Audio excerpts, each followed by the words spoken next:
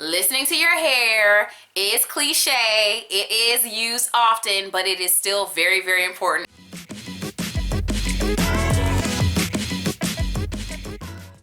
Hello everyone, Kayla here, and this is What the Kink, a natural hair channel where I share my personal hair journey and tips, tricks, and product reviews to help you with your own. Y'all, I decided to make a video talking about listen to your hair. You know, listen to your hair. There was a time where I understand conceptually what listen to your hair means, but in the same time, listen to your hair is just vague enough to where it's like an open-ended thing, right? So in today's video, I really wanted to hammer down some specific actual ways that you can listen to your hair.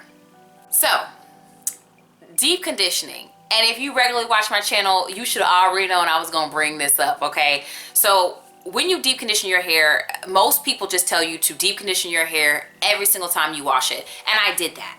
And honestly, when I started to listen to my hair, I found out that that was unnecessary. I did not have to do that.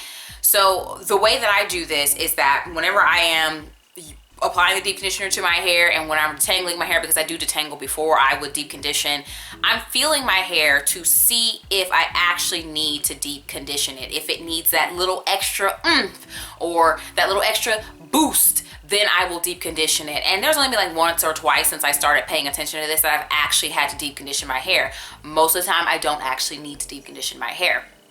So this is one way that you can practice listening to your hair right away, because I'm sure most people, especially the type of people that watch my videos, probably do regularly use deep conditioner in your hair.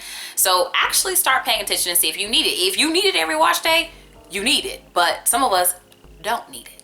So another way that I was listening to my hair and that you can listen to your hair is when it comes to elasticity. And that is basically your hair's balance between protein and moisture. Healthy, balanced hair, when you pull on like a shed strand, it should give a little bit and then come back. If it quickly snaps or breaks, or if it weakly does a gummy type situation, then you may have an issue where either your hair has too much of a coating on it or it's over moisturized, which I think it's more so if you just have a coating on your hair, or your hair is brittle and dried out, or it just has too much of protein on it, like extra protein treatments and stuff like that. So before, in order to combat this in some type of way, and I think I've even said this in my old videos, I would just do a protein deep conditioner some weeks and a moisture deep conditioner in other weeks, and I did it on a rotating schedule, not really paying attention to my actual hair. And so I think I started doing this a couple of years ago, and now every now and then, I don't do it every time, but there was a point in time where I did it every time. I would take my shed hairs in the shower and I would randomly pull on a couple of them just to test the elasticity to see when I needed a protein treatment. And what I found was I never really needed a protein treatment. My hair is pretty balanced. And so after a while of doing that, that's why I very rarely do it, because I was getting the same result every time. But I do randomly, you know, like a dipstick to check and see if I still need it or not. And so instead of just randomly rotating protein and moisture conditioners, what you can do is actually test the elasticity of your hair to see what your hair is telling you what you need, okay? Your hair gonna let you know if you need moisture or if you need protein. Another way you can listen to your hair is with trimming. Again, I'm just beating up on myself in this video, right? But there was a time where I used to trim exactly a ½ inch off of my hair, like all over, regardless of need. It did not matter. I trimmed the exact same length off of all of my hair. I used to twist my hair up. This is when I was like a baby natural, like brand new, 2012. And I would go through and I would just take off that same little ½ inch measurement. And I used to use my finger, because my finger, everybody's finger is going to be different, but my finger from here to here is a ½ inch. So I would just go through every single twist, every single one, twist it, ½ inch, ½ inch. And I think I trimmed my hair twice a year. So I would take an inch off, and it was very measured and calculated. But what if in some spots of my hair, they didn't need that hair taken off? You know what I'm saying? So I probably cut off tons of healthy hair throughout the year. And so I definitely adopted a more relaxed way of trimming my hair. I went back to trimming and twist because it is the easiest way for me to trim my hair. And I began to only trim based off of need. And this was like right after I got my hair cut. And so I would do it seasonally because I felt like if I did it more often, I could make sure I could catch any ends. And yeah, every 4 months I would twist up my hair and I would go through and only trim off hair that was fried, busted, delayed, dusty. And so I ended up trimming off very little. I noticed that certain parts of my hair required more trimming than others.